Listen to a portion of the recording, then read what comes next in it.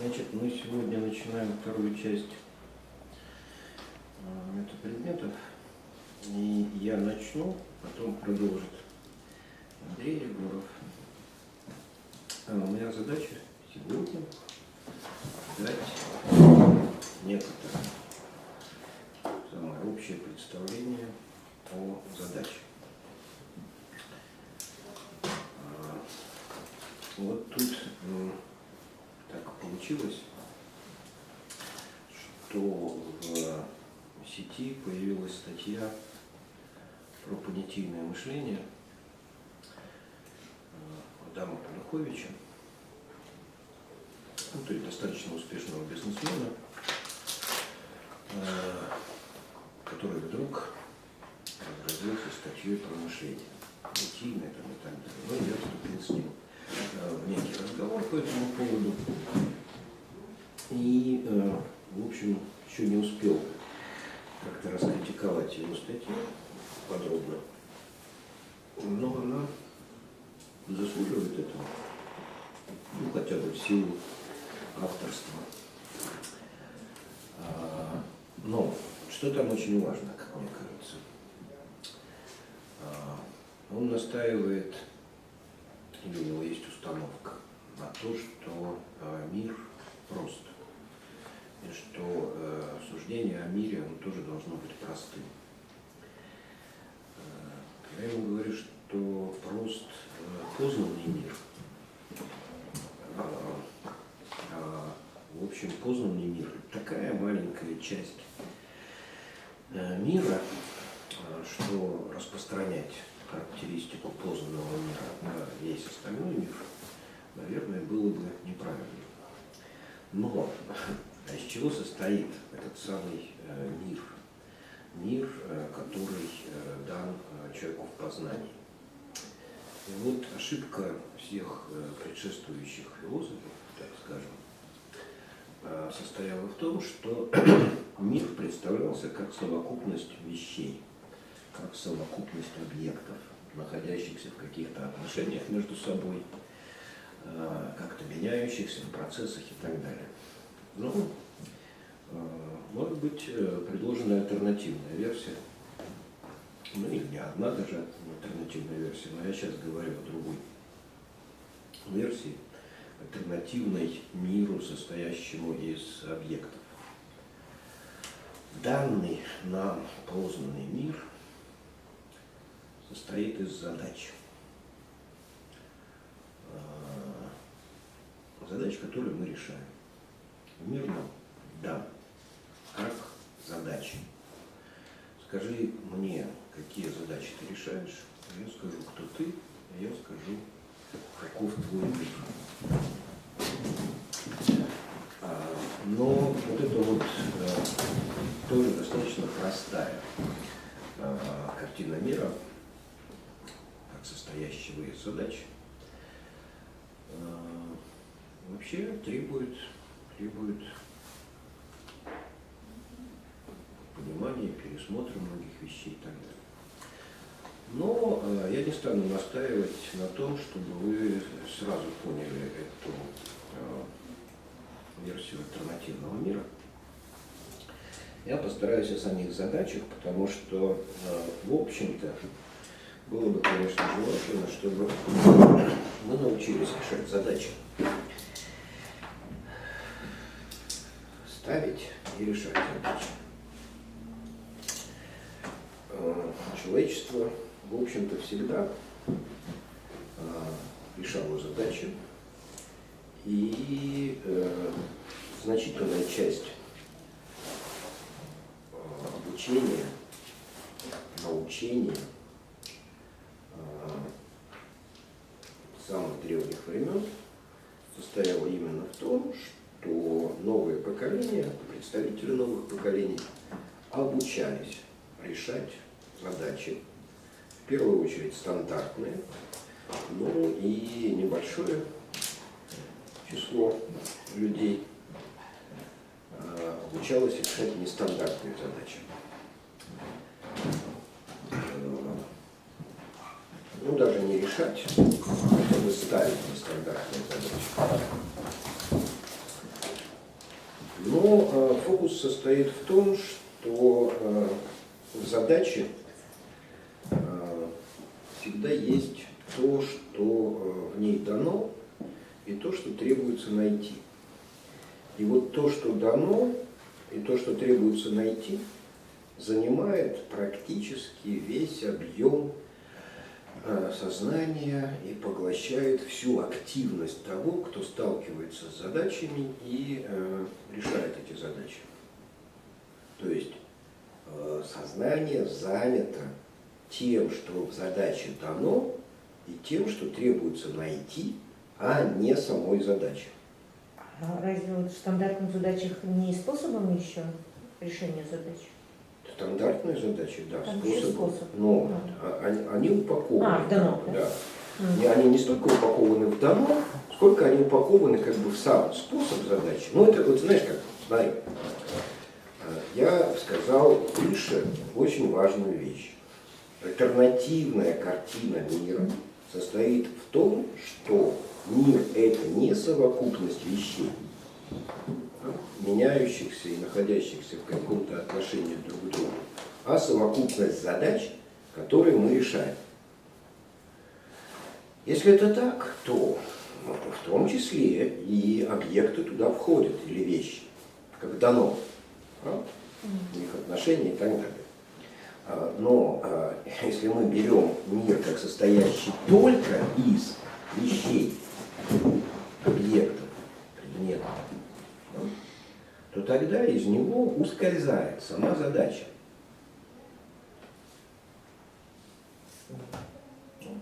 И вот когда мы решаем задачу, особенно когда мы не умеем ее решать, то наше сознание поглощено тем, что мы думаем про то, что дано. Вещи там, и так далее. Да? И потом нам дают решение, то есть переход от того, что дано, к тому, что требуется найти. И этот переход мы запоминаем, и он остается. Остается как навык, но не как предмет мышления и предмет понимания. Я умею решать задачи, это значит, я умею на основании того, что дано, да, находить то, что требуется найти. Я это умею, но не факт, что я это знаю. Это точно так же, как вот эта метафора про говорение прозой. Да? До 40 лет дожил и вообще понятия не имел, что человек говорит прозой. Как ребенок пользуется грамматическими правилами. Говорит правильные фразы грамматические, да? Но это не значит, что он знает грамматику. Это упаковано. Упаковано на уровне умений и навыков. Поэтому вот само знание о задачах, ну, в общем, я думаю, что где-то века до 18-го оно вообще не очень ставилось. И как бы этим не очень интересовались. Тем не менее, сами задачи транслировались, и транслировались они, например, в математике, как теоремы. То есть теоремы являлись наиболее такой яркой и, наверное, предметной формой трансляции задач.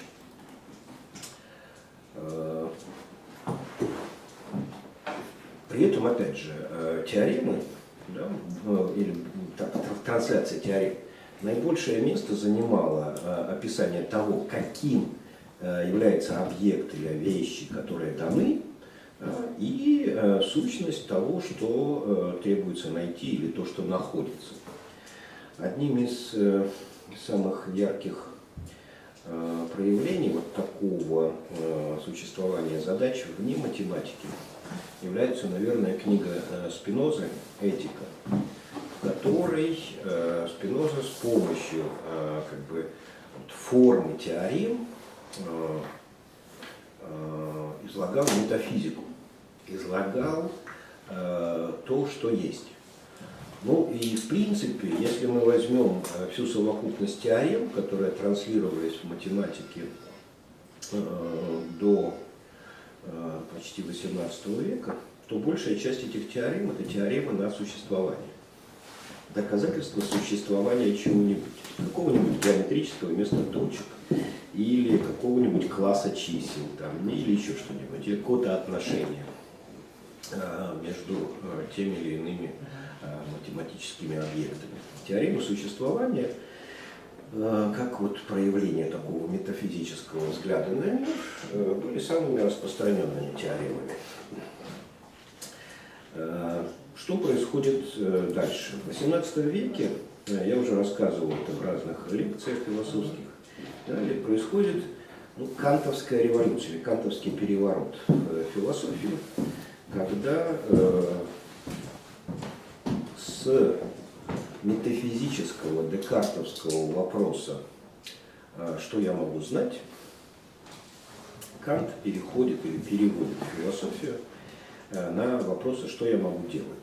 Вот когда мы задаем себе вопрос «что я могу делать?», это уже актуализует необходимость разбираться с тем, а что такое задача, а не только то, с тем, что в задаче дано и что требуется найти.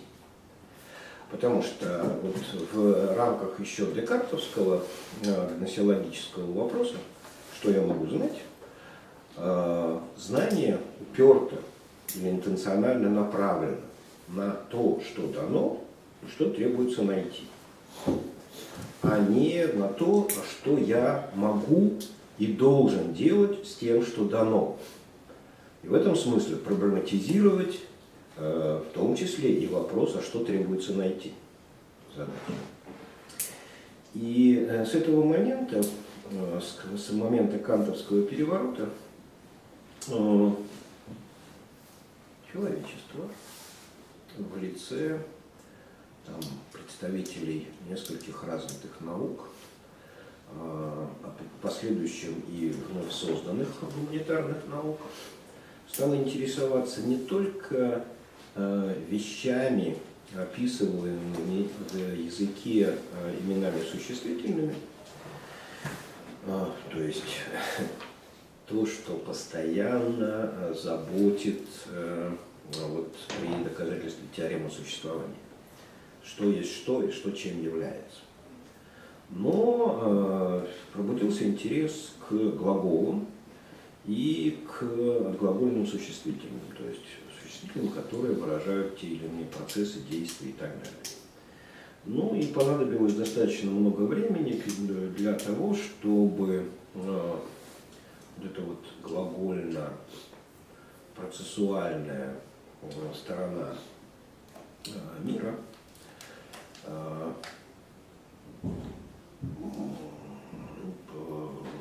стала как бы познанной тоже по-своему, и познаваться и познанной.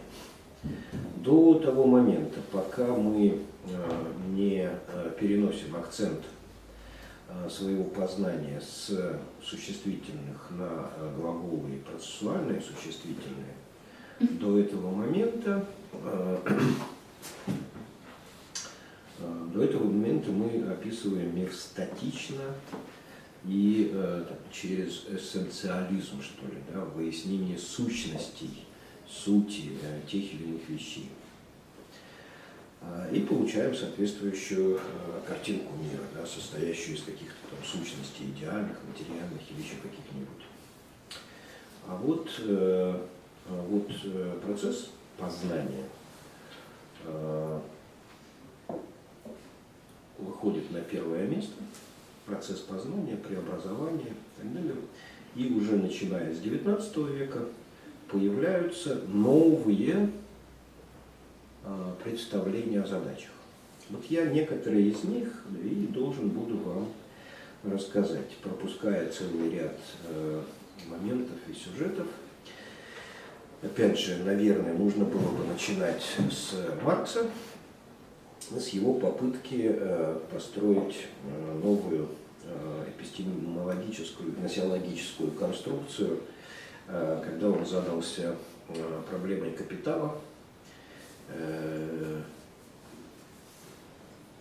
то есть чего-то такого, что не дано в ощущениях, и вообще не представляет собой какого-то объекта, вещи, сущность которой можно познать созерцанием, ну или каким-то образом там, экспериментально выявить и вычислить. Я этот момент пропущу, это, наверное, может понадобиться чуть позже, тем более, что я еще сегодня изложу табличку Ашанина, а туда это отчасти упаковано будет, марксовские открытия. Так вот, наверное, начать это нужно было бы с физиологов Мюллера, Уфтомского и категории или понятия, которое родилось в первоначальной физиологии, это категория или понятие установки. Насколько я помню, это немецкий физиолог Мюллер предложил, а в 1905 году где-то это понятие из физиологии перекочевало в психологию, и появилось оно в полемике молодого представителя Вюрцбургской школы Карла Бюллера и классика или родоначальника научной психологии Вильгельма Вундта. Разбирая какие-то конкретные вопросы и проблемы психологические, они оперировали в своей полемике словом «установка». Установка – это как бы то, что априорно присутствует в психике и является причиной тех или иных психических действий. Не просто действий, но действий, которые могут быть описаны как задачи. Ну вот, чтобы проиллюстрировать, что такое установка, можно напомнить эксперименты, которые проделывали представители Вюрцбургской школы и от которых они отталкивались. Эксперименты простейшие. Ну, например, в две руки человека кладутся два шара. Один большой, а другой маленький. И человека просят оценить вес этих шаров. И у человека даже до того, как он вынесет квалификацию, рассудочную квалификацию, какой шар тяжелее, а какой легче, у него автоматически руки опускаются с более тяжелым шаром. Да, Большим или более тяжелым? Шаром большим или более тяжелым? Более тяжелым. Потом они выправляются наоборот. Ну, там как бы динамика есть, да? То есть два шара одинакового веса, одинаковой массы. Тогда большие, а не более тяжелые. Подожди. Ну, в смысле, кажущиеся более тяжелыми. Да? То есть они одинакового веса, но разного объема, да? Разной величины. И вот тот шар, который меньше, кажется тяжелым. Легче. Тяжелым.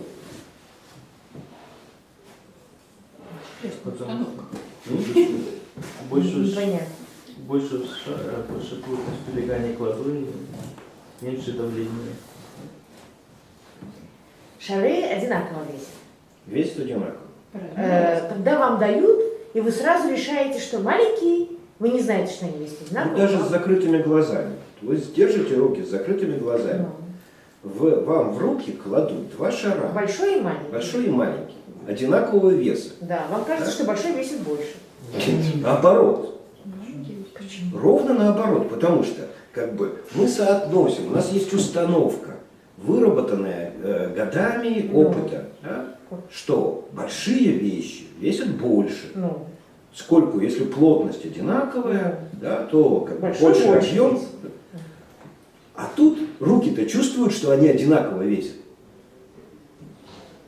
И психика заключает, да, что шар этот самый маленький, соответственно, тяжелее. Переносятся свойства плотности материи на ощущение веса. Поле плотное. Простая пятиходовочка там у вас. Да. Это значит, чем мы типа. Но потом вот эти вот установки, физиологические установки, первоначально они были... Хочется проверить, честно Ну, говоря. проверьте. Да. Это, например, скажем, может быть зрительное восприятие так построено, да? Скажем, одной и той же интенсивности цвета кружочек на темном фоне и на светлом фоне.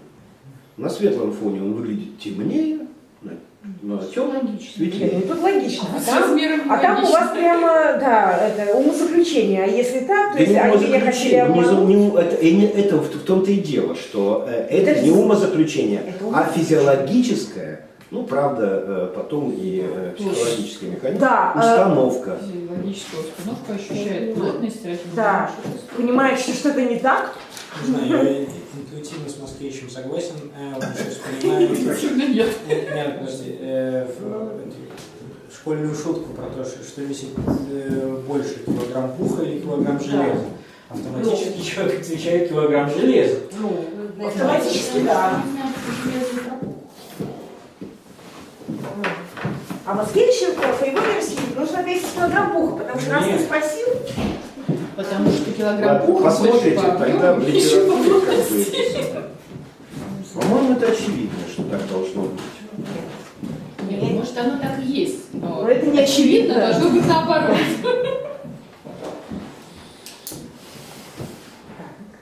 дурите народ.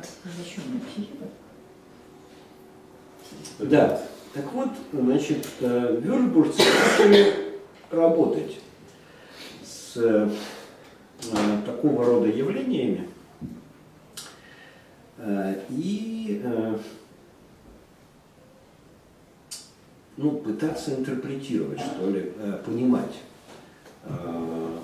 а каким образом такое явление вот вызывается, как оно устроено, вот эта вот установка.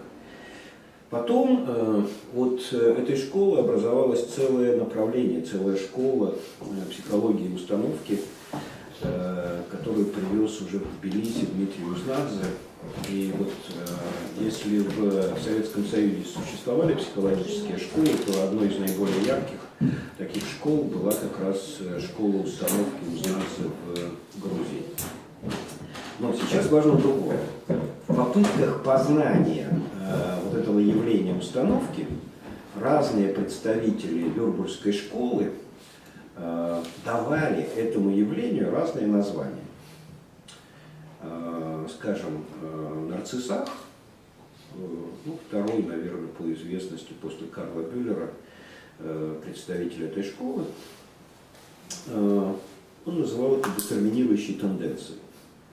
Или тенденцией, которая связывает причинно-следственными отношениями реакции и оценки человечества.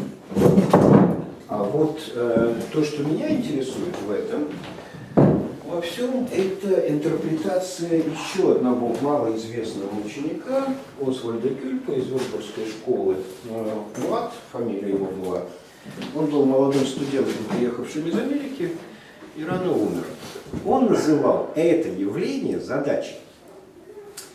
Задачей и пытался описать механизм возникновения такого рода явления, реакции в физиологии и психологии как задачу.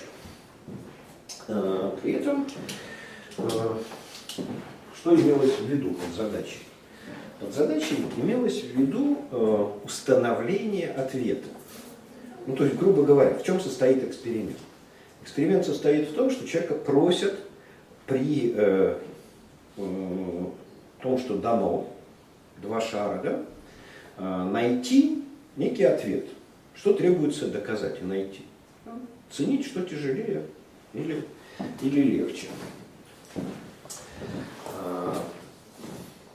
И вот эта вот связка между тем, что дано, и тем, что мы заключаем, у атома называлась задачей. Другими же это называлось детерминирующей тенденцией или установкой, но если это рассматривается как установка, априорная инсталляция физиологической системы или психической системы на получение соматического ответа, это не дает возможности разобраться со структурой того, как это происходит поэтапно, по операциям и так далее. Но, несмотря на то, что Уайт попытался представить весь механизм такого рода явлений как задачу, это не совсем соответствует тому, что мы понимаем под задачей сегодня. И дело вот в чем. Задача отличается от простого вопрошания и поиска ответа тем, что между тем, что дано, и тем, что требуется найти, лежит целый ряд каких-то процедур, операций, вычислений или еще чего-то. Тогда как большая часть человеческого сознания или того, что люди принимают за мышление или за думание, оно состоит в другом. Оно не является задачным, а является вот вопрошающим. Да? Я сразу ищу ответ. Я не рассматриваю промежуток между тем, что дано, и тем, что требуется найти, как некую деятельность, развернутую, состоящую из этапов там, и так далее, а пытаюсь в одно действие, грубо говоря, решить задачу. Да? То есть сразу после того, что дано, требуется ответ. Так вот, как только мы сворачиваем вот эту вот психическую деятельность, похожую на мышление, до вопрошания и отвечания, мы закрываем возможность для того, чтобы научиться тому, как решать задачи. С тем, чтобы выйти к задаче, мне придется немножко перескочить опять целый ряд этапов развития и сразу перейти к тому, как в психологии деятельности в московской школе Леонтьевской Дмитрий Ашанин формулировал, выводил задачу, связывая задачу с другими формами активности и деятельности. Ну, собственно, в этих формулах или в этой связке там и появляются места для самой активности, деятельности, действий и так далее. Ашанин связывает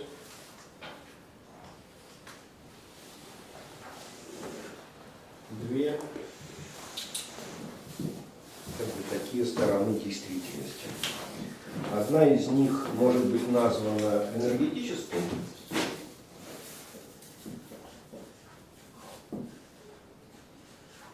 ну или движительной.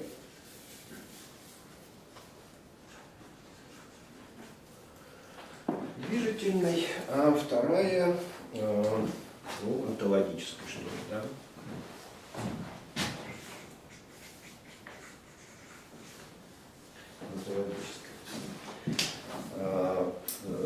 Что может, в принципе, двигать человеком, там, не знаю, живым организмом и так далее? Первым движителем является потребность.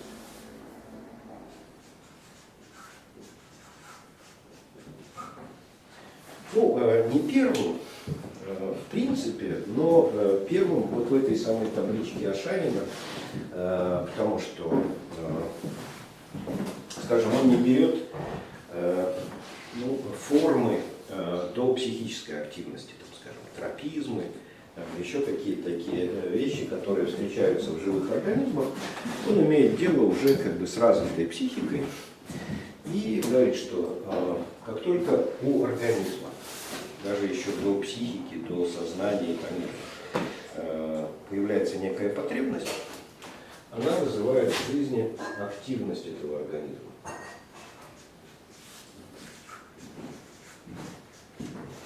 То есть активность есть форма, которую обретает некий организм в динамике, когда у него возникает та или иная потребность, или движимой потребностью он проявляет некую активность.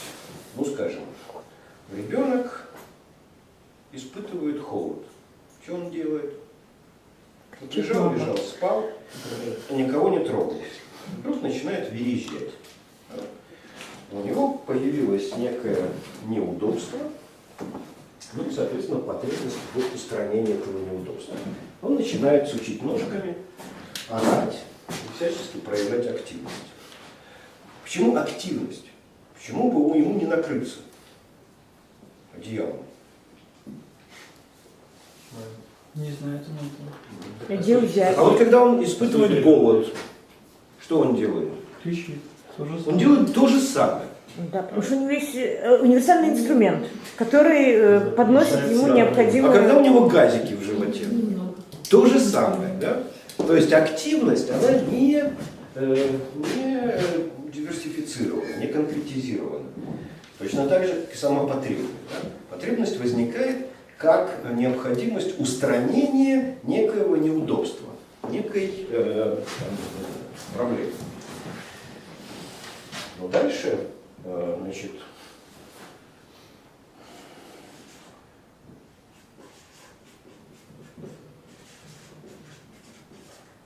идет конкретизация. Потребность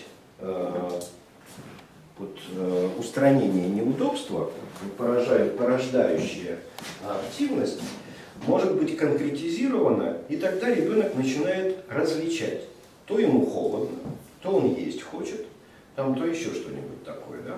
Типа там, Мойша, иди домой. Мама, что я замерз? Нет, тебе есть хочется. Да? Как бы. Вот ребенок сам научается понимать, что потребность, которая вызвана некоторым неудобством, она уже приобретает какую-то форму. И эта форма может называться, или называется Ашаниным, мотивация. Ну, это просто мотив. Что такое мотив? Мотив – это конкретизированная потребность. Не просто необходимость устранить какое-то неудобство, но уже приобретающая некую форму. Мне не просто неудобно, плохо, мне голодно. Я хочу есть. Но как только я хочу есть, моя активность меняется. Ребенок начинает верещать несколько иначе. И матери, опытные матери, они уже понимают разные верещания. Вот ребенку холодно, вот ему там газики скопились, вот он есть хочет. Да? На этом уровне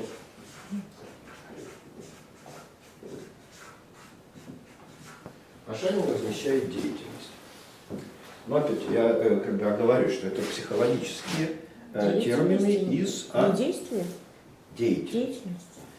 Это термины из психологии, из теории деятельности Леонтьевской. Они несколько отличаются от методологических терминов. Но мотив в данном случае это, например, голод. Голод надо поесть. Соответственно, как бы сообщение о том, что я голоден, да, это уже не просто активность, бессмысленная активность, там, сучение ножками, крик там, и так далее. Да, это может оформляться уже в конкретный сигнал.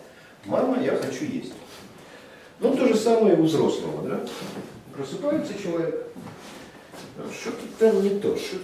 Я же голодный. Да, я хочу поесть. Но поесть можно ведь по-разному. Можно сходить в магазин, купить пельмени и сварить. Можно открыть холодильник, отрезать колбасу и поесть. Можно пойти в кафе поесть и так далее. Да? И поэтому как бы, дальнейшая конкретизация мотива превращается в цель. Ну, опять же, как в народной шутке. Мама, я есть хочу. Воды попей. Не, я не хочу воды, я хочу блинов. Ты еще харчи перебирать будешь? В этом смысле от голода, от потребности и неудобства к мотиву голод поесть мы переходим к конкретизируя то цель. Чего я хочу есть? Сосиски, пельмени, там или еще что-нибудь такое. Да? Ну и соответственно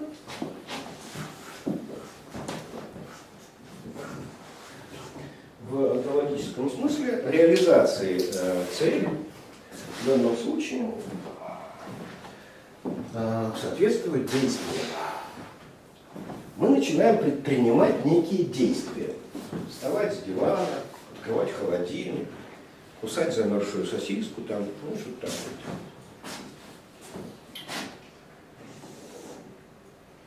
Но набор этих действий, да, цель поставлена утолить голод, поесть того-то и того-то, как бы, да, но в зависимости от того, какая цель у нас есть, мы можем эту цель достигать множеством разных способов.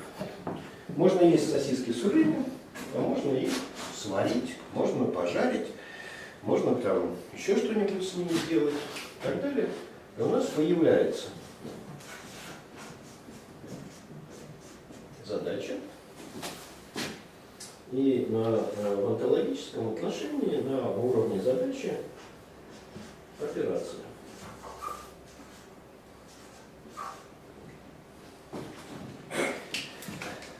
При этом понятно, что вот данные в единственном числе, эти существительные, активность, деятельность, действие и операция на уровне энергетическом или на уровне движительном, они, конечно, существуют там во множественном числе.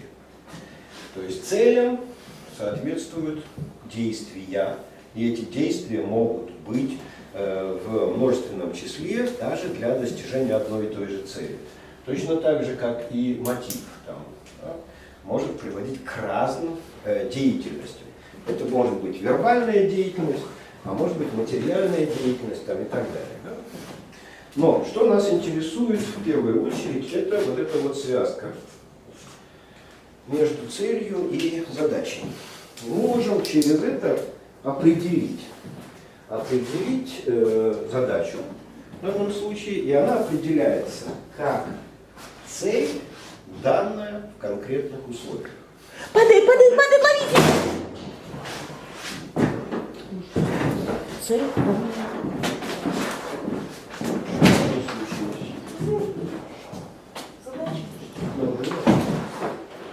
стекло, живо.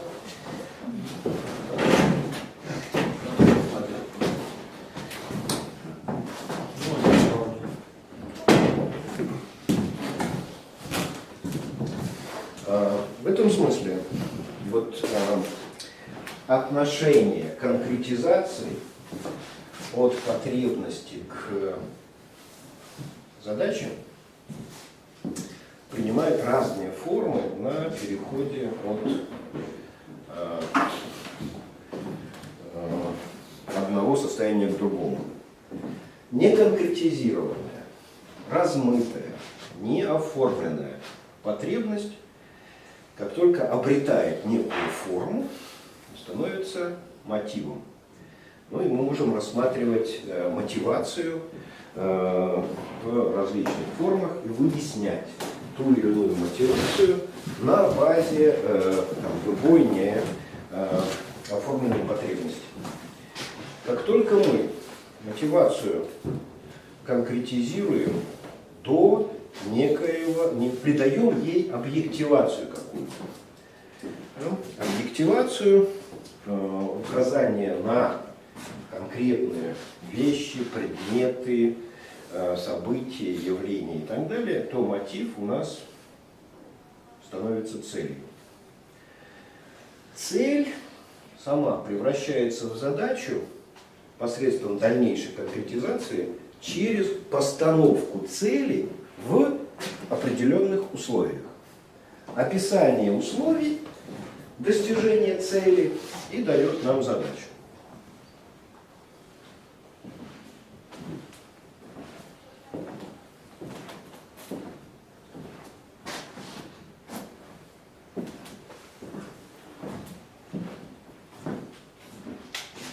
Соответственно, задачи существуют не везде и не всегда. Люди, ну вот знаете, как тут еще я рассказал, меня в студенческие годы раздражало несоответствие между русским и английским названием деятельности. Да? Для меня уже вот после Ашанина активность и деятельность — это совершенно разные вещи, тогда как в английском языке деятельность называется активностью. И оно неспроста и, в общем, не случайно. Это приводит к серьезной и существенной разнице в подходах, как в самой психологии, откуда первоначально берутся эти все термины и категории, так и во всех отраслях знаний, где эти категории и понятия актуальны. Скажем, вот модная в русскоязычной литературе теория Абрахама Маслоу, она ведь построена на описании или некой классификации, структурировании потребностей. Потребностей, которые, ну, скажем, являются двигателем чего? Двигателем, мы бы сказали, активности людей, не доросших до задач. Собственно, с задачами, даже не только с задачами, с целями уже, у Маслоу имеют дело только самоактуализирующиеся личности. Этот вот переход от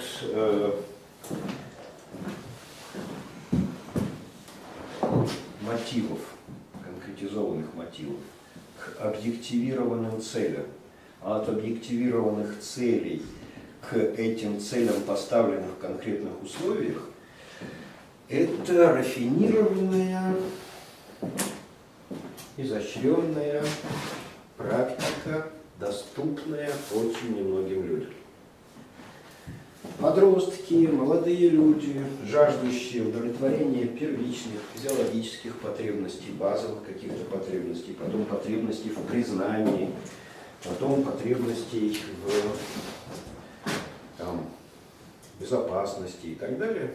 Сначала безопасности, потом признание, да, я назвал последовательность иначе. Они все не могут быть переведены напрямую в задачи.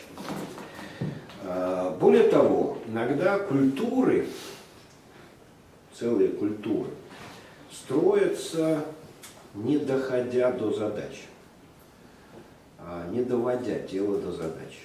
Ну, например, скажем, если мы возьмем такую важную сферу человеческой жизни, как семья, любовь, отношения полов и так далее, и так далее. Да? Существовали целые периоды в истории, когда вся эта сторона жизни регламентировалась на уровне мотивов. Девушки, девочки с детских лет внушали, что она должна выйти замуж. Выйти замуж не может быть задачей. Выйти замуж за кого?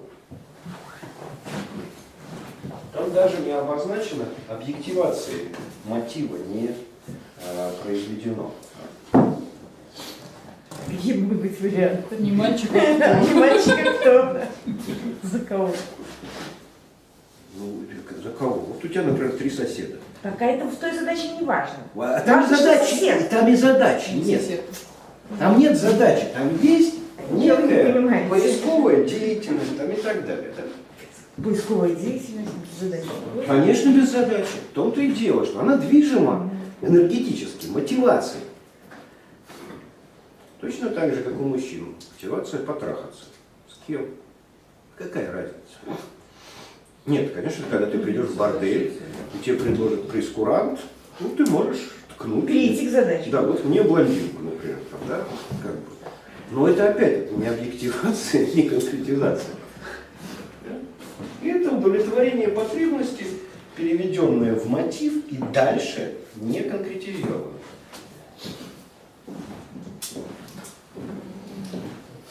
Что-то как-то... Мне это тонкостью ускользает. если Да. честно. Почему? Ну, давайте более сложный пример возьмем. Нет, не Если более сложно. взять этот же, если ухаживаешь за конкретной девушкой, то это уже получается цель. Значит, я хочу жить как люди. Да. Да? Я хочу секса, тепла человеческого, продолжения рода и так далее, и так далее. Да? Это можно сделать, например, через брак, через женитьбу. Ну, У меня появляется мотив выйти замуж или жениться там, и так далее. Конкретизация мотива до объекта конкретного. Да? Да. Я не просто хочу замуж выйти, да? Ну, например, за богатого, там, обеспеченного там, и так далее, и так далее. Как бы, и там есть какие-то описания. ну. Они могут по-разному строиться на уровне действий. Да? Описание цвета волос, какой-нибудь херни, там, Размер заработка. размера заработка. Ну, Так это же уровень цели или это А. еще уровень? Это еще уровень цели. ну. Это Это уже уровень цели, хотя А если есть конкретный человек, то это уже уровень задач. это уже задача. Ну. Появился там князь Балконский. Да? Его надо охмурить. Охмурение предполагает Операция. целый ряд Вы операций. сейчас Ну, сами расстреляние глазами. Ну, Эту там, культуру и так описали до задач, Владимир А? Владимирович. Ну, да. далее. Нет, так я описал до задачи. Да? Ну. Но эти задачи возникают, а не ставятся. Потому что воспитывается мотивация. Понял. Мотивация. И когда там, скажем, говорят, что ты еще не замужем? И тогда понимаешь, что, блин, охмурить Балконского. А в каких-то культурах воспитывается сразу задачность? Ну, это же это А в каких-то... движение в одну сторону. Теперь смотрите, она с одной стороны в одну сторону, но можно и в другую, да? Это как? Значит, в другую это когда? Как бы мы учим задачи, тогда как более высокие, ну или там наоборот, может быть. Да, А потом вы придумываете себе потребности. Да, вот, а Называется. потом оказывается, мне это очень Нет, нужно. они обесцениваются. Иди читай книжку. Да. Нахрена Они книжку? обесцениваются. Хочу быть высоко развитым. Они обесцениваются. Более высокие, более высокой уровне обобщенности вот эти вещи. Исчезает мотивация. Обязательно выйти замуж. Нет такого мотива. Так, непонятно. Это какую задачу нужно Задачи поставить, нет. чтобы исчез мотив выйти замуж? Но когда описывается замужество в задачных, операциональных формах, да, замужество – это всего лишь форма оформления отношений с конкретным человеком, предельно конкретным человеком, одним единственным человеком. Да, и у меня есть как бы вот эти вот задачные штуки. С каждым человеком надо выстраивать отдельные отношения. С некоторым человеком можно выстроить отношения брачевания. Да? Тогда нету мотива и, соответственно, поисковой деятельности. Обязательно выйти замуж. Ты из разряда, что упала в мою корзину, на ту и смотрю? Этого я не знаю. Ну вот сейчас, значит, вот за что не возьмите, да, в Беларуси. В Беларуси нет задач. У людей нет задач. Мотивов, потребностей до хрена. Хотим высокую пенсию. Ну хотите, хотеть не вредно. А как? Как? Скажите, у кого отобрать деньги из работающих, чтобы вам заплатили пенсию? Ну, давайте у тунеядцев. Соответственно, вот вроде похожее на задачу действия с налогом на тунеядцев, на самом деле оторвано, да, от этой цепи конкретизации. Денег хочется, будем брать где угодно. Да? Ну вот, например, удовлетворение такой потребности или там мотива, да, пенсионного обеспечения. Обеспечение безопасной, безбедной старости на уровне целей и задач не доводится. Несмотря на то, что сейчас увеличивается пенсионный возраст там, и так далее. Производятся действия операции, похожие на достижение целей, цели не достигаются, похожие на операции, но неудачные операции.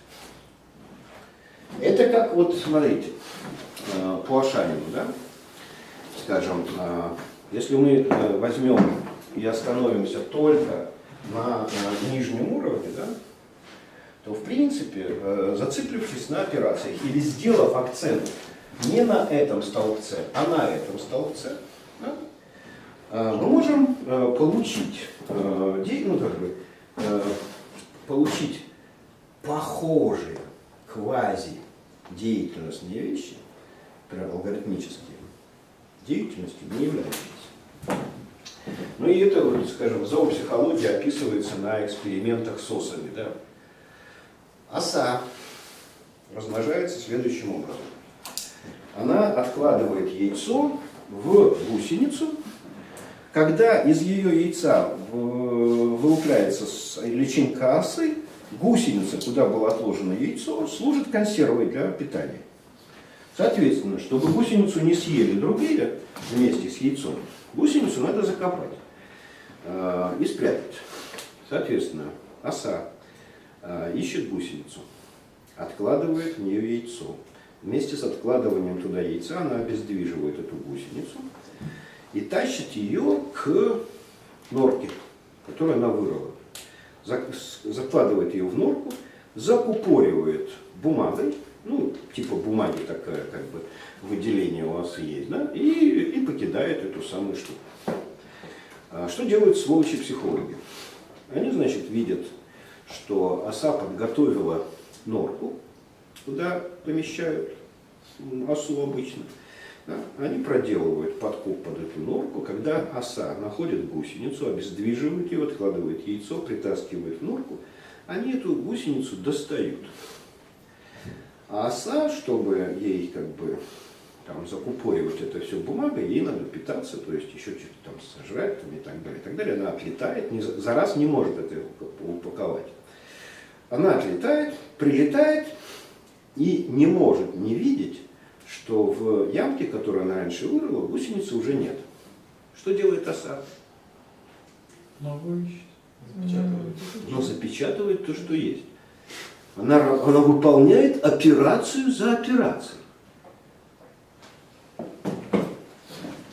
И в этом смысле операции есть, а действия в смысле того, что служит достижению цели, нету. Поэтому мы можем по этой табличке Ашанина двигаться для понимания и вверх, и вниз, да, и понимать, что очень многие,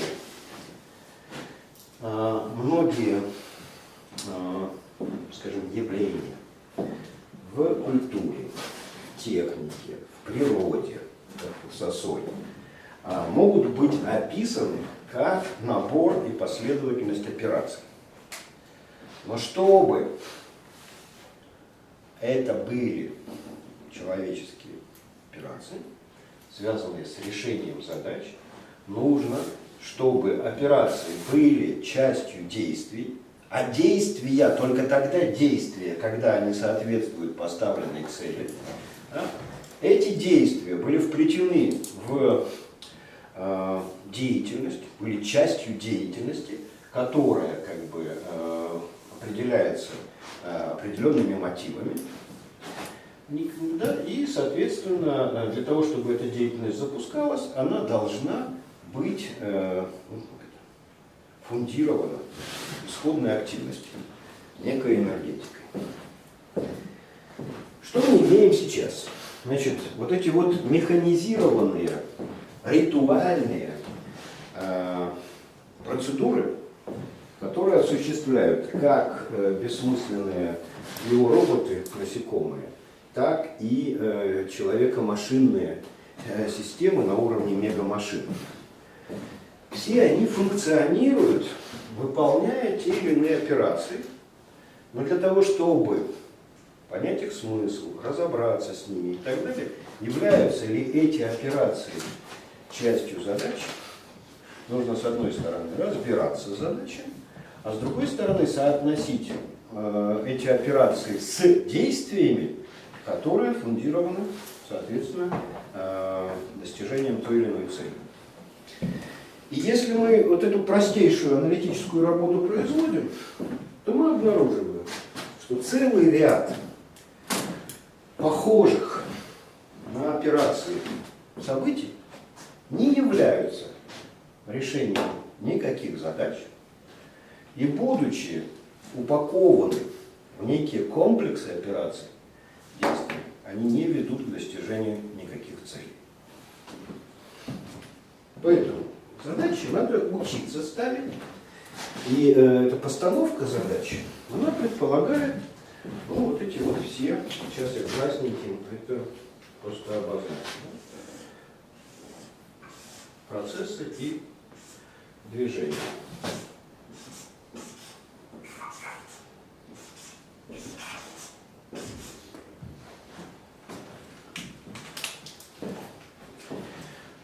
Это минимальный набор отношений, который нам необходимо выстроить. Причем выстраивать надо вертикально, как конкретизацию от удовлетворения потребностей к оформлению этих потребностей в мотивы конкретные. Дальше конкретизация этого всего и объективация целей и постановка целей в определенных оговоренных условиях. После этого вычленение тех операций, которые ведут к решению задачи, соотнесение их с комплексом действий, которые ведут к достижению цели.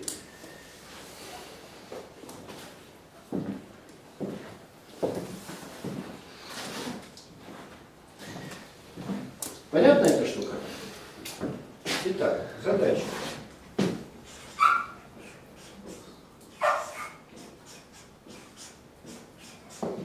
Задача – это цель,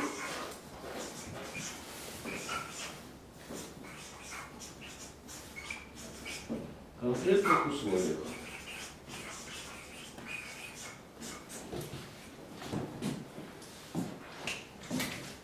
Что в этой штуке важно? Значит, цель.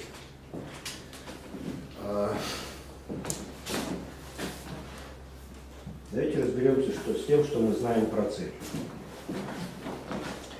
И тут, знаете, вот опять, когда-нибудь думали, почему в белорусской и русской мовах есть разные слова для этого. Вот слово русское мы берем цель, как по-белорусски? А ці допущально по-белорусски сказать поцелить. Поцелить можно? Можно поцелить. Тогда, значит, нечто подобное на цель, да, А мы чуть не. в белорусской мове так само упаковано в парадигматике. А чем отличается, собственно, цель, присутствующая имплицитно в белорусской мове, да, от меты, которую мы называем цель?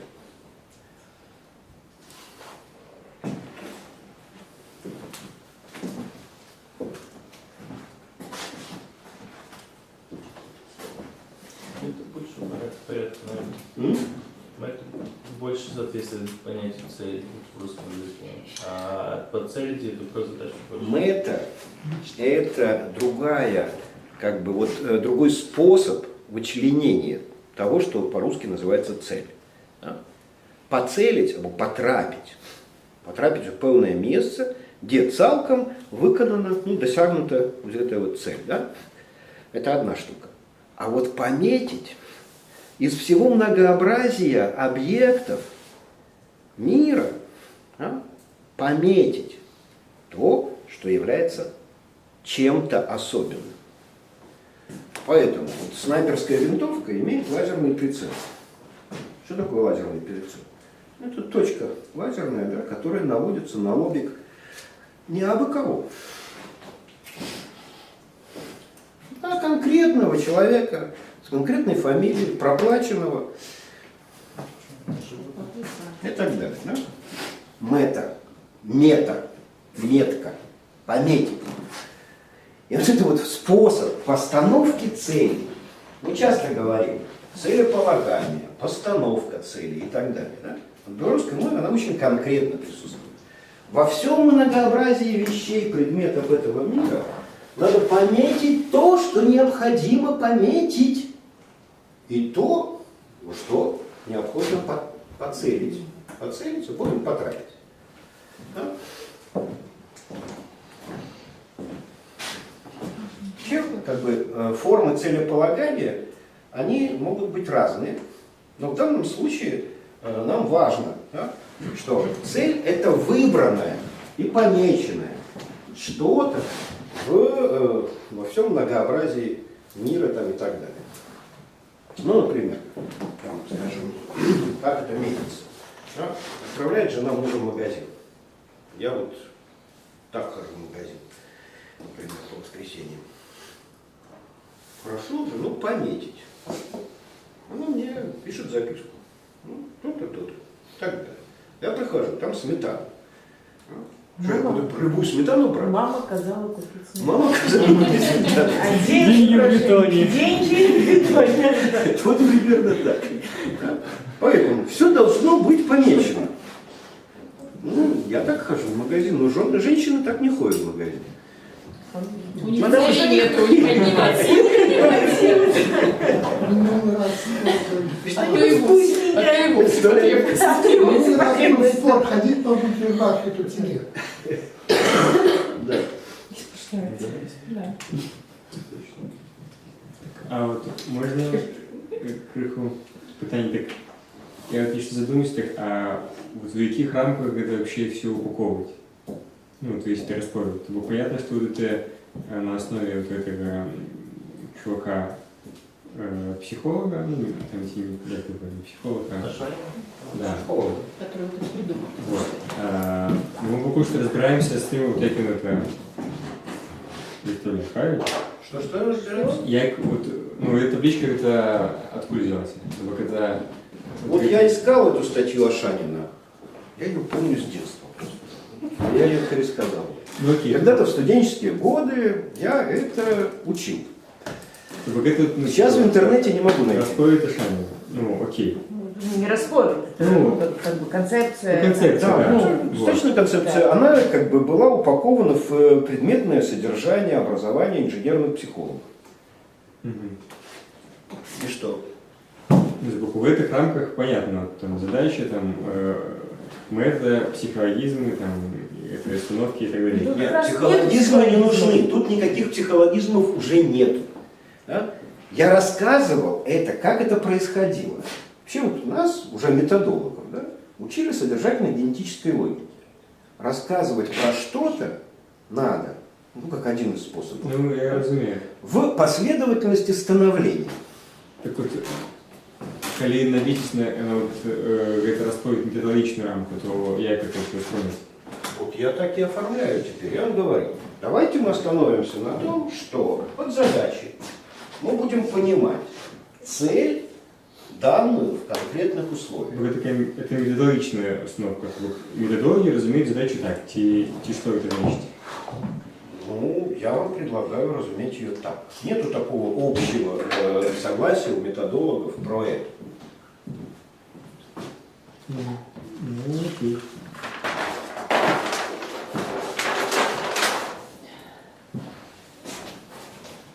Итак, еще раз.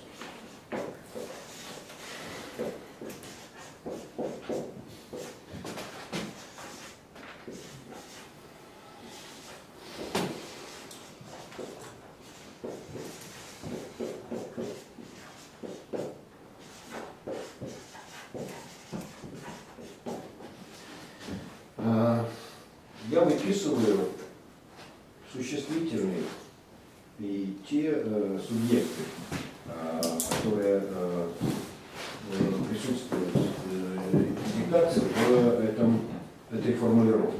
Итак, цели.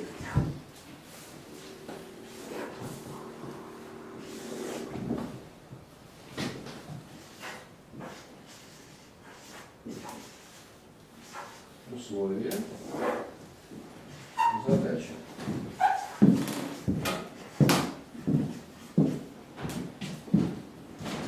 Чтобы дойти до задачи, что у нас есть? Нам дано цель и условия. Что значит дано цель?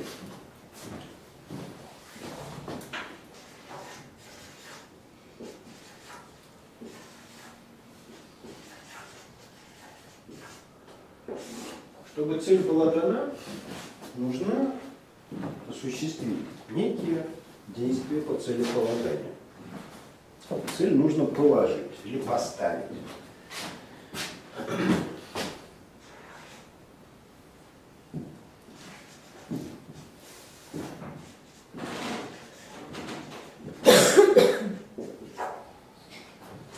И может быть вынужденность.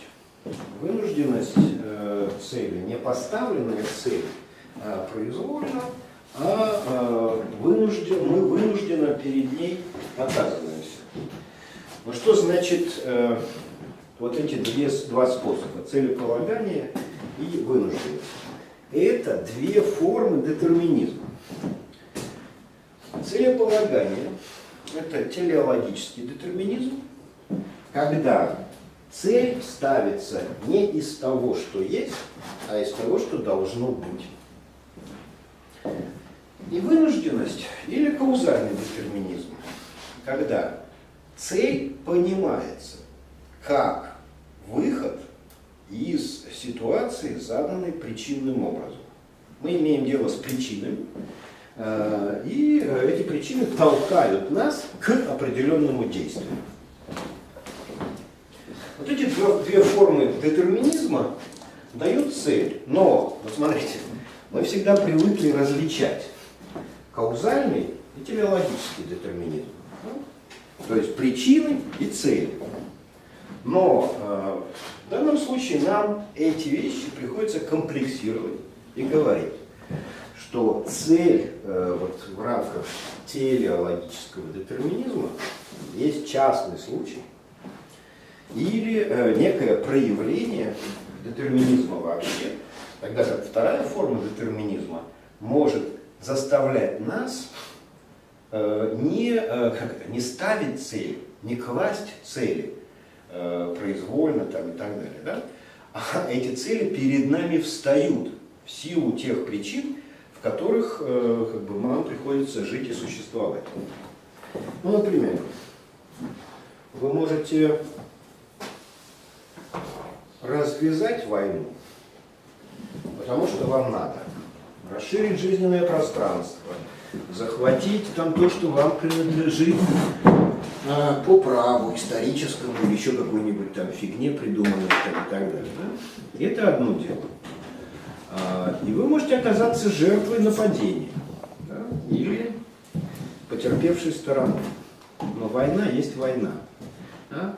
И эта война, как только вы воюете, перед вами есть цели. Или одна цель, например, или несколько целей, потому что, скажем, победить в войне – это еще на уровне мотива находится, а не на уровне цели. А вот цели могут быть разные внутри вот этой мотивации к победе. Да? Захватить столицу врага, вынудить его капитулировать или просто вытеснить за пределы границ своей территории там, и так далее, и так далее. Цели можно ставить совершенно разные. Но как только вы ввязались в войну, и те, кто начал эту войну произвольно и телеологически, или по телеологическому детерминизму, и те, кто оказались в войне вынужденно, да, вынуждены ставить цели. И поздно переживать про причины войны там, и так далее, и так далее. С этим последующие историки пусть разбираются. У вас должны быть цели. И эти цели нужно достигать, нужно что-то делать. Нужно эти цели поместить в вполне конкретные условия. Вполне конкретные условия это что значит? Это означает посчитать, сколько у вас танков, насколько там дней войны вам хватит бензина, там, ну и так далее, и так далее. Да? Все вот эти вот штуки, они являются как бы теми условиями, в которых вы можете достигать цели. И тогда условия тоже должны быть как-то, вот что-то с этими условиями нужно делать. Ну вот одну штуку я уже как бы в прилагательном определении записал, да, конкретизация.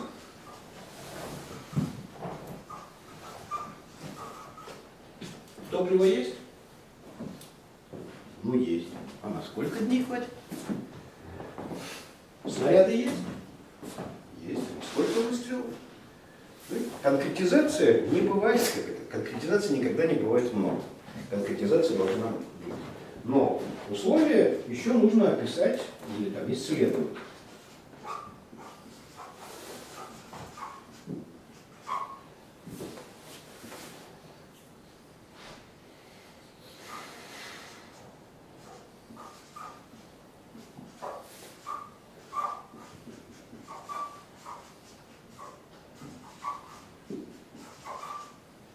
Исследовать все необходимые условия как объективные, а затем описать их как обстоятельства. Обстоятельства места, времени и образа действия.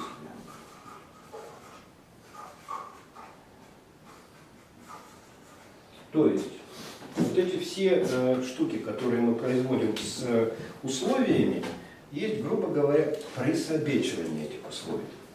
Это мои условия, это мои обстоятельства. И только произведя эту конкретизацию условий, присобечивание условий, да, присвоение их, мы можем выходить на задачу.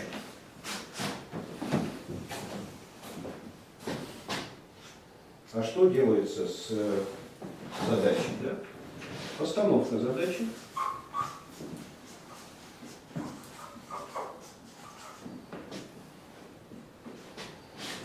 Но помимо постановки, здесь я уже как бы говорил про исследование условий, но это предварительное исследование условий. Да, нам еще нужно при решении задачи исследование условий.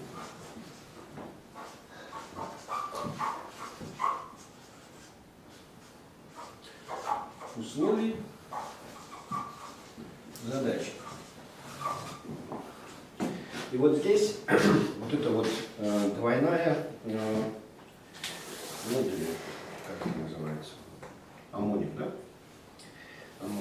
Условия здесь и условия здесь. Когда мы занимаемся, когда мы уже переходим к задаче, исследование условий задачи – это не исследование условий, в которых дана цель. Это разные вещи. Исследование условий, в которых нам дана цель, нужно как раз для того, чтобы вы осуществили постановку задачи. Вот когда задача поставлена, вот теперь вы начинаете исследовать условия постановки задачи. Уже поставленной задачи. Задачи самой есть условия. Ну, например, там скажем, заданный диапазон, или там рамки, или еще что-нибудь такое. Ну и, собственно, решение.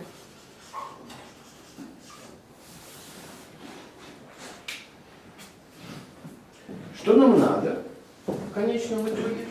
Нам нужно научиться решать задачу. Искомым является вот эта штука.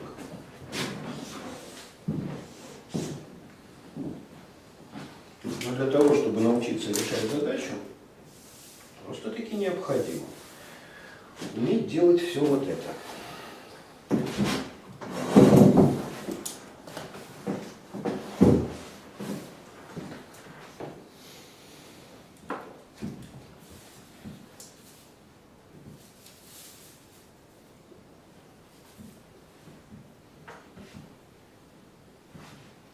Научиться решать и решить. Это же разные вещи требуются.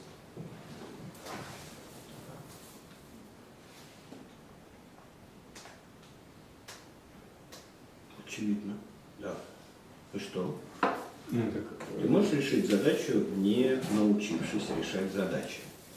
Можешь.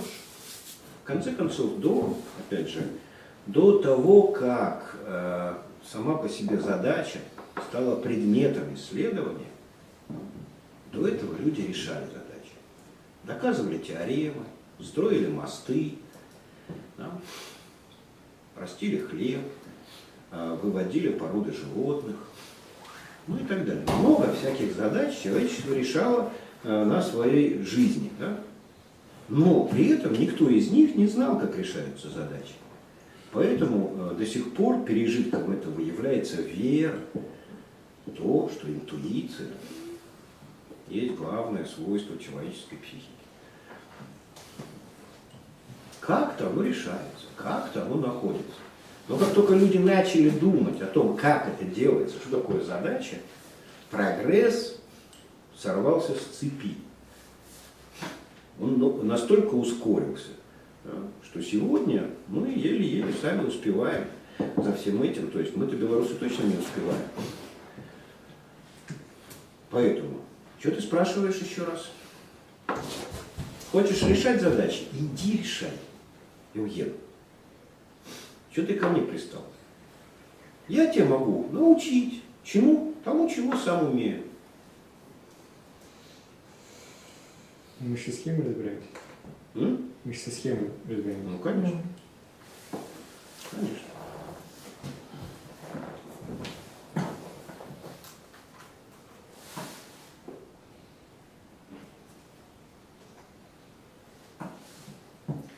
Вы понимаете, вот я живу в постоянных конфликтах, разбирательствах. Ну вот сегодня, например, разговариваю с председателем Белорусского профсоюза радиоэлектронной промышленности. Они тут на днях акцию собираются делать. Тунеядцев. Нет тунеядцев. Ну или нет тунеядцев. Какая разница? И подписи собирают. Это он мне рассказывает, как они поссорились там, с Лебедько, там, с Вернукевичем, еще с кем-то и так далее. Я спрашиваю, а что вы хотите, собственно? Ну, мы тут со Статкевичем, подождите, я знаю Статкевича. Да? И что Статкевич делает? Что он делает? Ну, он как оса работает. Да? В любой непонятной ситуации выводи людей на площадь. Не получится на площадь, ну хотя бы в переулок. Хоть какую-нибудь акцию сделай и возглавь. Вот все, что умеет делать Статкевич, и все, в чем он видит свое предназначение мессийное. И вы туда же. Вы думаете тем самым отменить закон о тунеядцах? Или декрет о социальном иждивенчестве? Нет. Зачем тогда вы это делаете? Что вы делаете? Они делают то, что умеют. Их научили определенным операциям. Но эти операции не являются частью решения задачи. Поскольку задача не поставлена, условия задачи не исследованы, ну и, соответственно, вариантов решения нет. А есть набор заученных действий. Ладно, я просто откуда моя ремарка взялась, что коли эту схему дадут великому рахунку прибраздились решения и, не знаю, научание решений типа. Так здесь нету научания. В этой схеме Схема нету. решений. Подожди, здесь есть, ну, как бы схема самой задачи. Здесь нету схемы научения.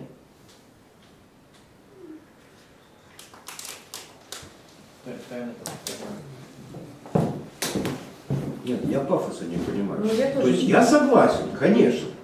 И Учиться это еще очевидно, да. Учиться это Учиться другая решать задача. задачу и решать задачу — это разные вещи. А в чем разница? Позиция. Позиция. В цене. Но понимаете, какая штука? Вот я думаю, что, понимаете, целостное системное обучение, оно трудно тем, что, никогда не понимаешь, с какого конца вот этой вот всей системы, круглой, сферической, да, подобраться к чему-нибудь пухлому. Вот я, скажем, долгое время занимался такой штукой, как стратегии. Да? Стратегии, ну стратегии куда кладутся? Если Куашеву, то стратегии, они вот здесь. Я им рассказываю, например. Вот может быть стратегия игры в футбол. Да? А в чем состоит эта стратегия? Стратегия не игры в футбол, а стратегия там в чемпионате. Ну, стратегия победы, скажем. Да. Ну, вообще, как бы, стратегия – это такая штука, которая выводит нас в область, в сферу игры, войны, политики, каких-то таких вещей. Да? А что такое стратегия, победная стратегия в футболе?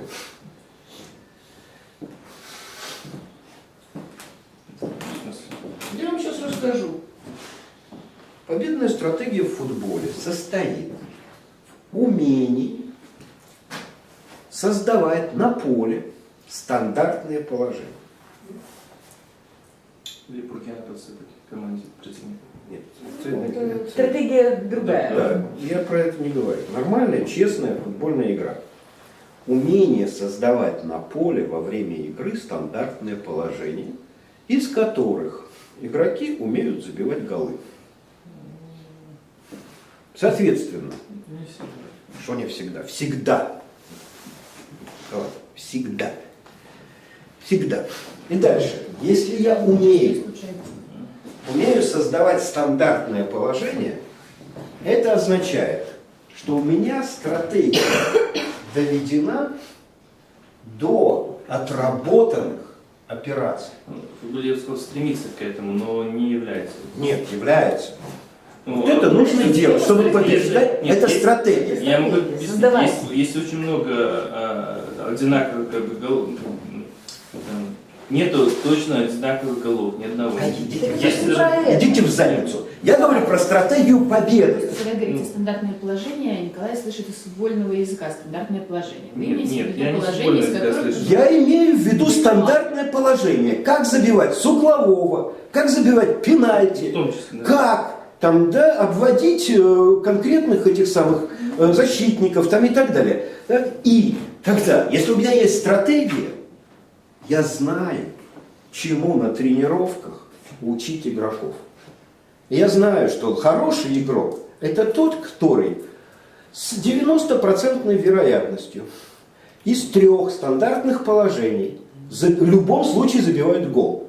И тогда все 11 придурков на поле создают для этого человека тот или иной тип стандартного положения, из которого он с высокой вероятностью забьет гол.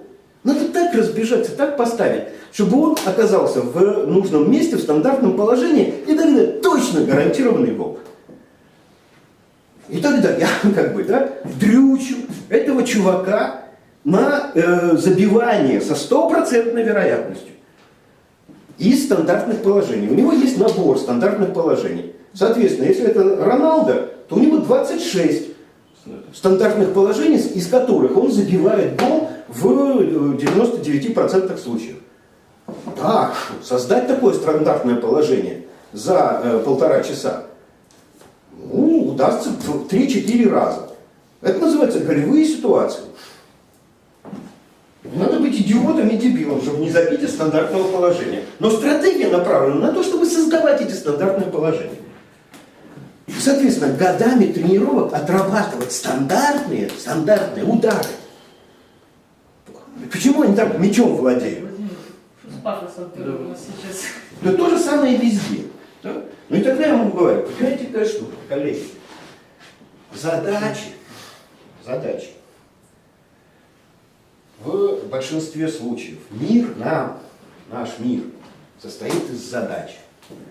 Того набора задач, стандартных задач, которые мы умеем решать.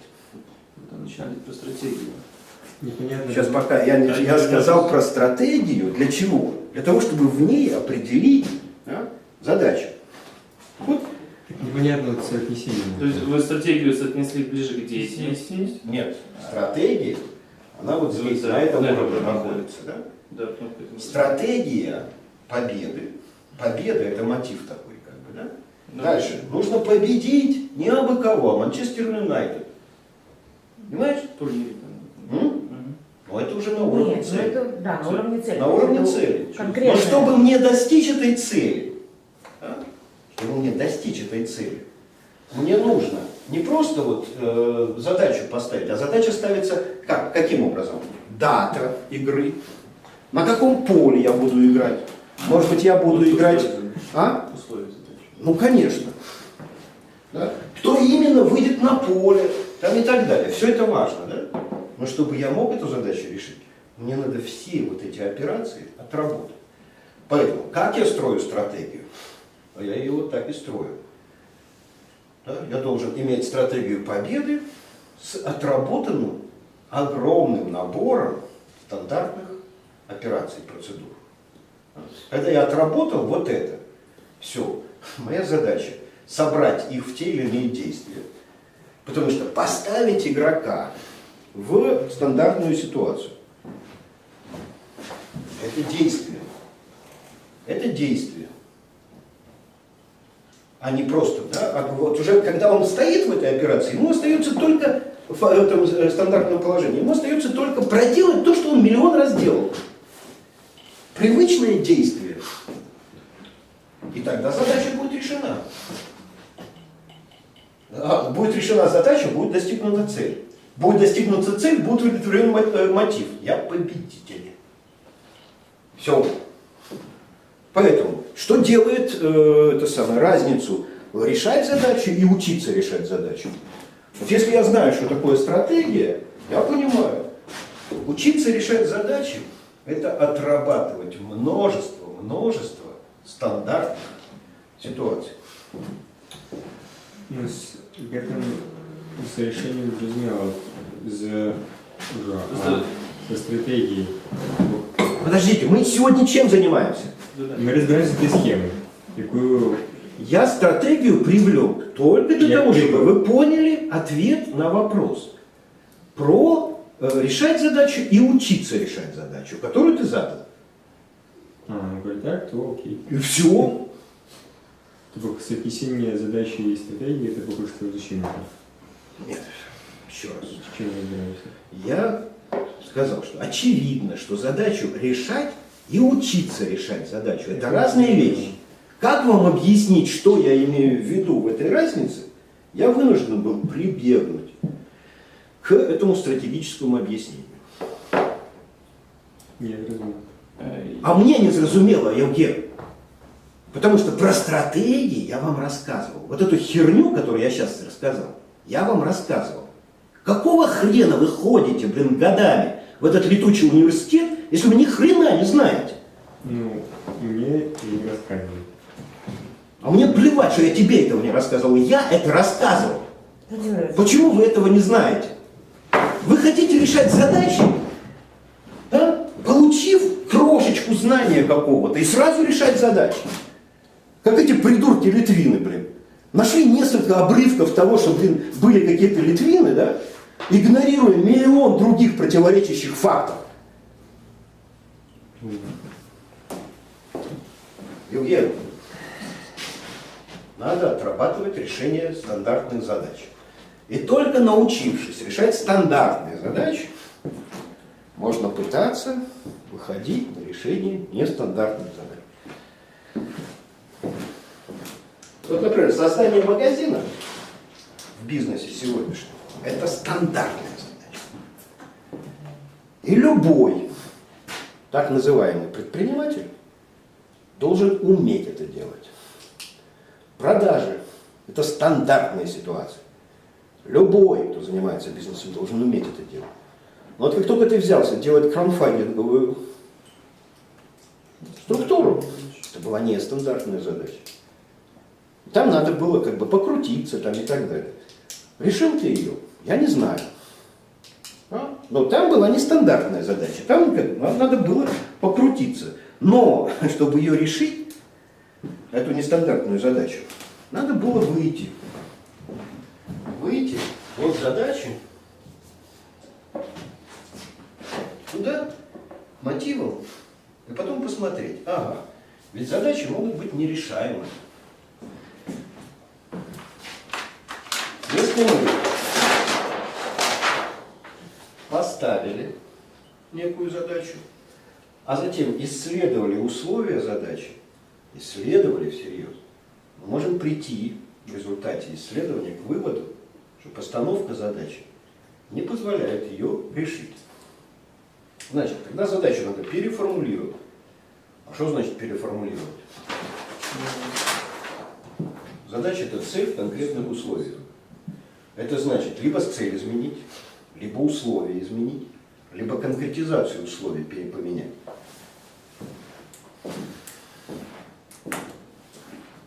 А тот, кто не умеет менять цель, менять условия, создавать эти условия, конкретизировать эти вещи, и так далее, тот не умеет решать задачи.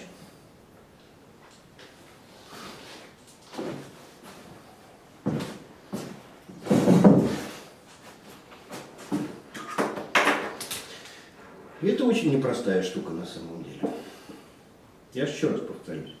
В Беларуси почти никто не выходит на уровень задач. На каком уровне застреваем? Зачем? Ну, я говорю, на уровне мотивов. На раз, да, либо мотивов, либо операций. Ну, Делаем то, что мы не делаем. А, там это другая штука, да? Но это вообще, да, это правильно, Таня, замечание то сделала. есть тут Я можно, сам про это как бы рассказывал. вопрос же в том, что эта задача, ну, в смысле, задача получается задачей только тогда, когда она встроена во весь свой комплекс. Да? Когда есть все. Когда осуществлены Все вот эти, красненькие линии. да, вот эти красненькие линии, их тут 6. Ну, не 6, а раз, два, три, 4, 5. 5 линий. Вот 5 процедур надо проделать, когда мы выходим на задачу.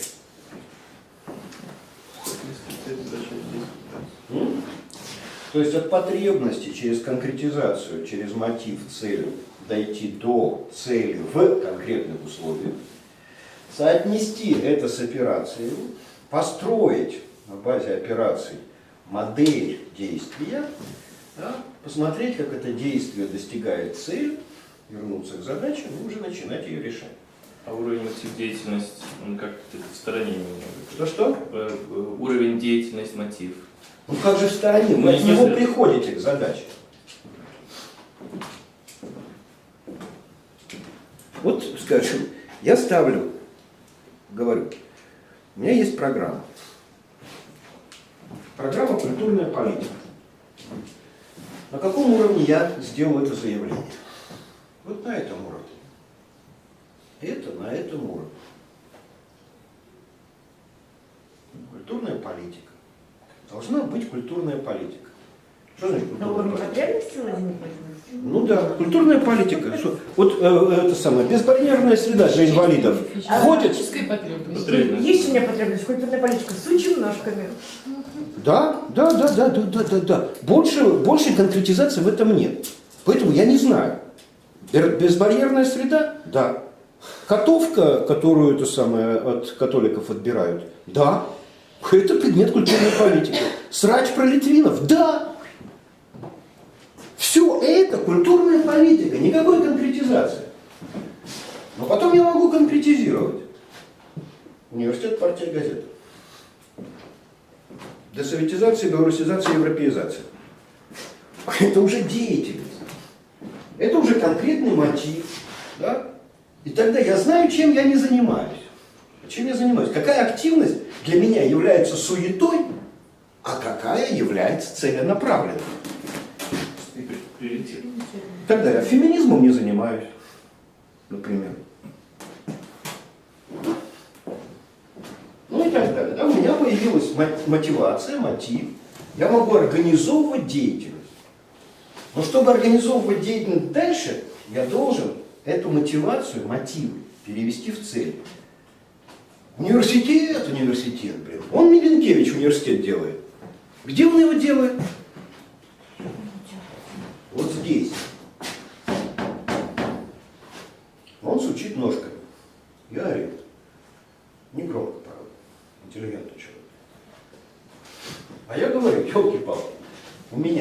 Денег нет, профессуры нет, юридической регистрации нет, помещения, сами видите. Есть. Ну и так далее. Предыдущее сучение ножками позволило. И тогда я говорю, я не абы какой университет. Я на 2-м этаже университета. Летучий. Да? Ну и так далее. Начинаю описывать. Описывать, объективируя, что это такое. Ну, правда, не сам, а водолазская мне эту работу делает. Но, тем не менее, как бы, да.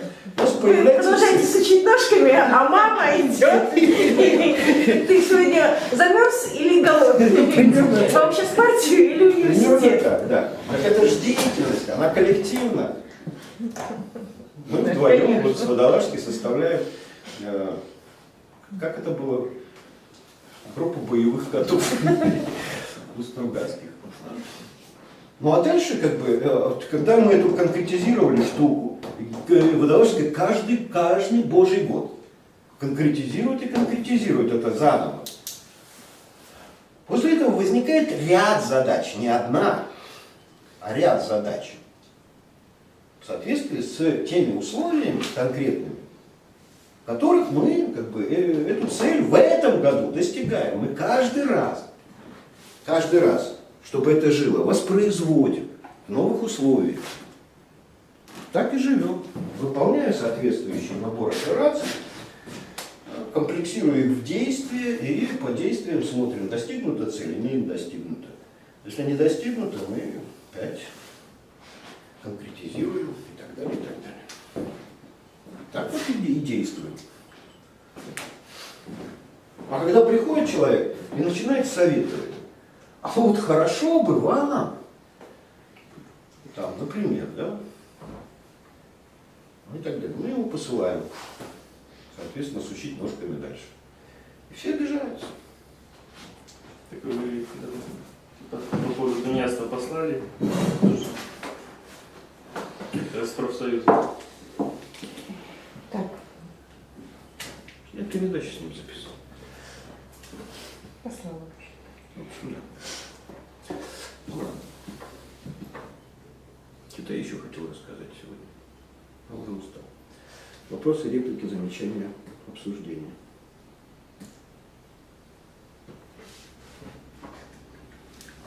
Вы изначально эту схему, вы говорили, что ее предложил Ашанин и предложил как психологическую.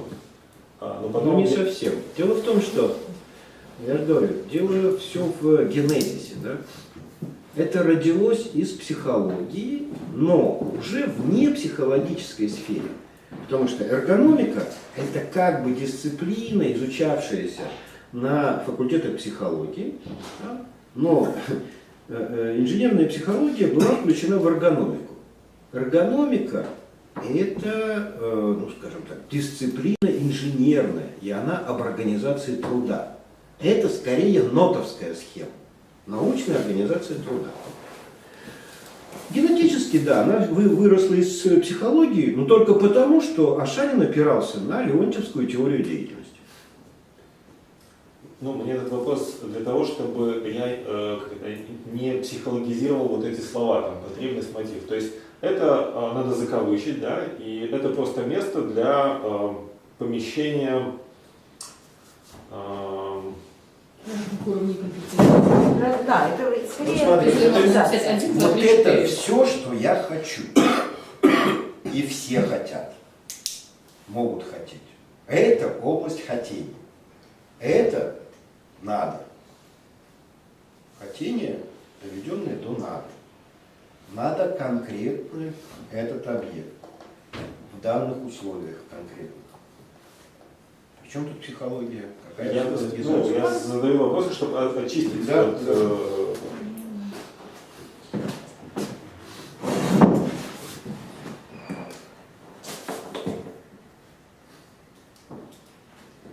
Вот смотрите, я не знаю, конечно, но может быть это мое, дебильное непонимание, да? Вот когда мы говорим площадь, какова площадь Ленина? Какова? Ширина Ленина на длину Ленина помноженная, да? Мы же так не рассуждаем, когда спрашиваем про площадь Ленина. То есть мы распредмечены от математики.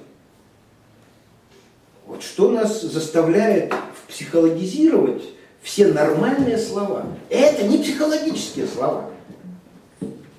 Никакого отношения к психологии не имеют вообще. Ну, Это генетически такое, имели, да. поэтому... Генетически, да, но так я же и предупреждал. Всё понятно. Был такой период, когда психология была приличным этим самым занятием. В 40 лет она уже таковой не является.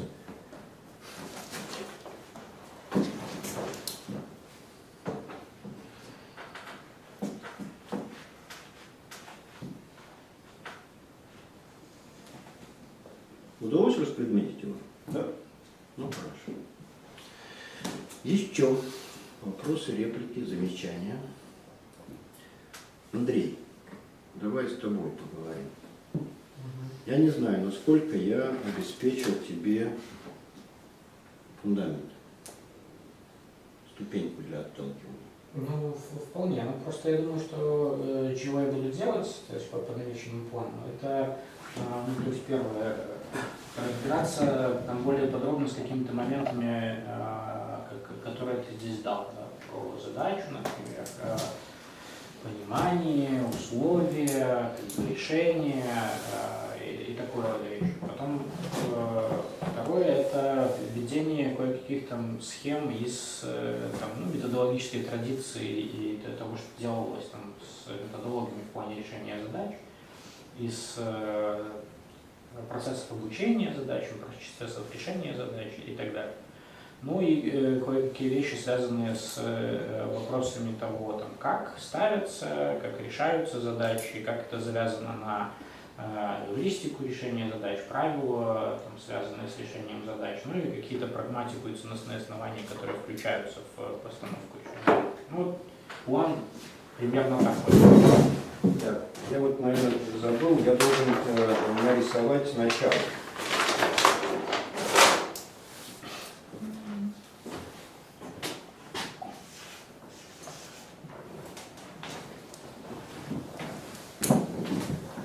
Давайте попробуем зарисовать задачу. Мы говорили, задача состоит из дано. Требуется найти и решение, да? Решение 1 – это процесс решения, и решение 2 – это ответ найденный, да? Понятно, да? Ну, в смысле, первое это этот глагол, а второе это существительное. Да? Да. Понятно, да? Вот 4 штуки того, что должно входить в задачу. А скажите, пожалуйста, кому дано? Кому дано, тому дано. А кому не дано, тому не дано. Отлично. А тогда, что дано? Чуть не так же ответ. Что дано, то дано. Положено, то покладено. Что покладено. Ну не положено. Смотрите, дано – Ну да, это объектно-онтологическое полагание. Всегда. Да?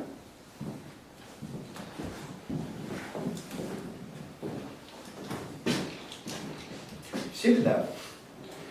Поэтому, когда мы спрашиваем, дано что? Дано объектно-онтологическое описание чего-то там, какой-то ситуации. Опять же, от геометрического места точек до там, потребностей населения в наркотических веществах. Все что угодно может быть дано, но оно задано объектно-онтологически. А требуется найти? Могут быть варианты. Хотя, наверное, тоже объектно-онтологические. Какая-то дырка, может быть. Оно то может быть описано Ну и в объектно-онтологических формах, но само требование найти Ну да. Ну, что Это организационная деятельностная. оно может быть описано в Ладно. онтологических формах как пустое место. Ну, Да. некое. Ну да, но требование найти. И в этом смысле задача автоматически выводит нас на методологические схемы. Но теперь фокус. С этим понятно, что дано и требуется найти. Дано может быть ограничено только объектно-онтологической доской. И там проблемы. Ну и мы помним про проблемы там дальше, да? Какие могут быть. Но чтобы сформулировать задачу, эту проблему надо конкретизировать до того, что требуется найти. Но вот то, что требуется это найти, это уже оргдеятельностное полагание, да? Оргдеятельностная ситуация. И, собственно, решение задачи, оно здесь. Но теперь, кому дано и от кого требуется? Вот ведь в чем фокус. Кому дано геометрическое место точек? Ну, то есть математические теоремы и задачи, они кому даны? Если это онтологическая доска, то как бы всем, кто эту картину мира как-то воспринимает. Математику. Математика. Они даны, я бы сказал, трансцендентальному субъекту. Ну, вместе с картиной мира субъекту, Да. который эту картину... Трансцендентальному субъекту. И в этом смысле, да, со времен формулировки теорем с античности через средние века и до нового времени тянется множественное число местоимений и глаголов. Возьмем, берем, да, мы. Все время делается мы. Для чего это делается? Для того, чтобы решение, то, что требуется найти, и особенно вот решение 2, не зависело от дебилизма каждого решающего. Понятно, да? И в этом смысле вся задача в математике и в естествознании строится на элиминировании или зачеркивании наполнения в позиции решающего задачу. Решает задачу трансцендентальный субъект всегда. Математические задачи. И находит естественно-научные законы. Открывает. Поэтому они имеют статус объективных решений. Все, что там субъективное, это вот решение 1. Способ получения решения 2 это субъективно, но ровно до того момента, пока решение не найдено. То есть кто-то первым доказал какую-то теорему. Кто-то. Понимаете, не ему дано было. И не от него требовалось найти. Но он доказал. И его имя сохраняется за этой теоремой. Теорема Пифагора, теорема Фалеса, доказательство Гаусса, доказательство там этого, какого-нибудь еще Римана и прочее. Да? Но это связано вот с этим вот решением 1. А когда решение 1 осуществлено, то все, что остается от субъективности, это имя того, кто достиг решения 2, кто нашел ответ. После этого, когда ответ найден, задача превращается в стандартную. Ее можно давать ученикам, и пусть они решают. Понятно, да? Но совсем другое дело, когда мы имеем дело с инженерными задачами. И тогда нам надо понимать, кому дано и от кого чего требуется. Потому что решение инженерных, управленческих, деятельностных задач сопряжено с ответственностью за решение 2.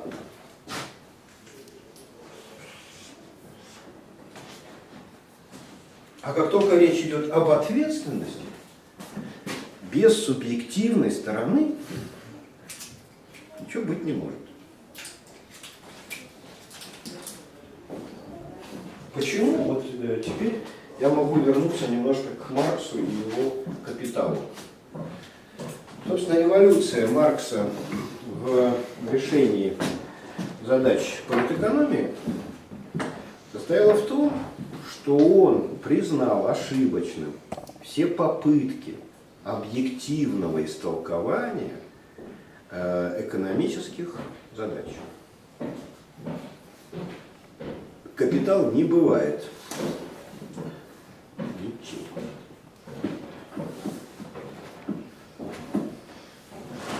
Вот. Но вот это обстоятельство, что в математике и естественных науках задачи дано и требуется найти, предъявляются трансцендентальному субъекту, в инженерных, управленческих, деятельностных, гуманитарных ситуациях, не трансцендентальному, а посюстороннему. Это сильно нервирует всех современных людей и мешает им разрабатывать содержание университетского образования. Все, на этом я точно закончу.